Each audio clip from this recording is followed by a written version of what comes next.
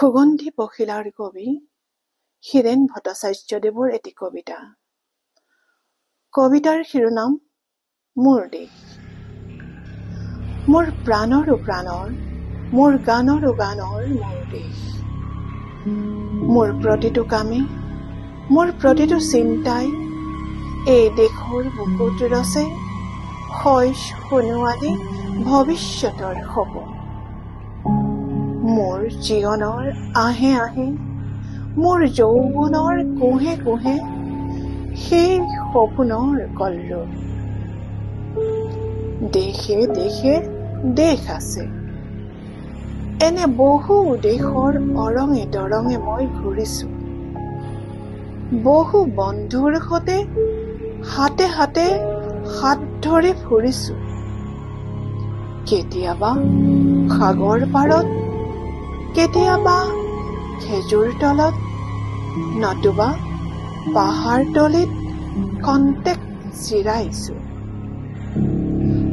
বন্ধুৰ সতে প্ৰাণ খুলি প্ৰাণৰ কথা পাতিছো।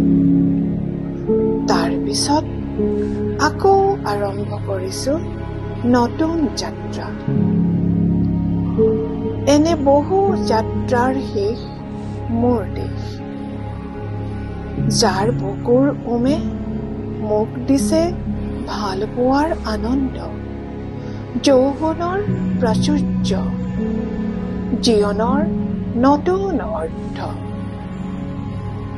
এই দেশৰ প্ৰতিটো পুৱাই মোলৈ লুকাই আনে ঐশ্বৰ্যৰ বিপুল সম্ভাৰ।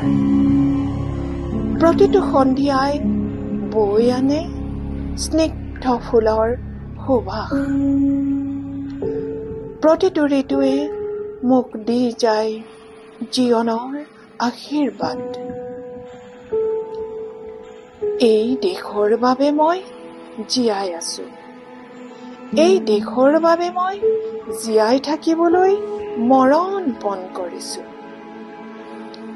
ৰনোৱা বনোৱা হালোৱা এই সকলোৰে মাজত মই আছো মোৰ দেশৰ বাবে। অনৈক্যৰ মাজত ঐক্য হৈ, বিৰোধৰ মাজত সংহতিৰ সম্ভাৱনা হৈ মই আছো।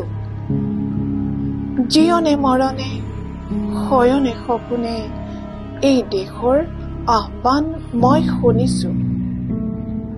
শত্ৰু মিত্ৰ সকলোকে মই চিনিছো।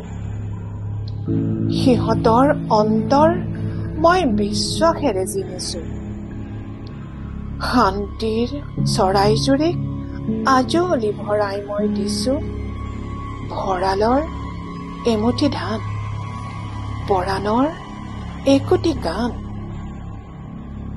আৰুতো মোৰ একো নাই।